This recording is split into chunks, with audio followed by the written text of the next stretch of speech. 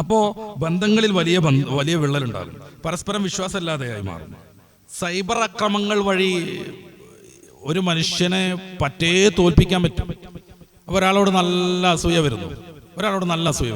ഉദാഹരണമായി നാട്ടിൽ നല്ലൊരു കച്ചവടക്കാരനുണ്ട്, അയാൾക്ക് എല്ലാ അർത്ഥത്തിലും ഉഷാറുണ്ട്, അയാളോട് അസൂയ വരുന്നു.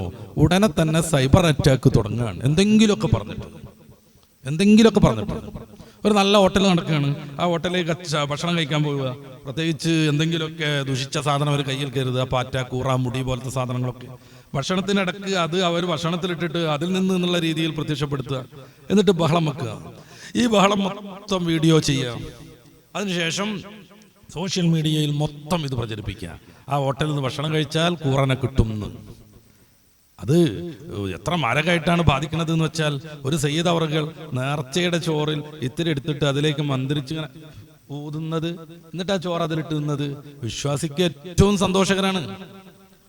പക്ഷെ ഇത് ഭക്ഷണത്തിൽ തുപ്പുന്നു എന്ന് പറഞ്ഞ രീതിയിലാണ് ആദ്യം പ്രചരിപ്പിക്കപ്പെട്ടത്. പിന്നീട് ഭക്ഷണത്തിൽ തുപ്പൽ നിർബന്ധമാണ് എന്ന് പറഞ്ഞ് പ്രചരിപ്പിക്കപ്പെട്ടു. പിന്നെ ഹലാൽ ഫുഡ് എന്ന് പറഞ്ഞാൽ തുപ്പിയിട്ടിളക്കണ ഫുഡാണ് എന്നുള്ള രീതിയിലേക്ക് ആകെ കോലം മാറ്റി.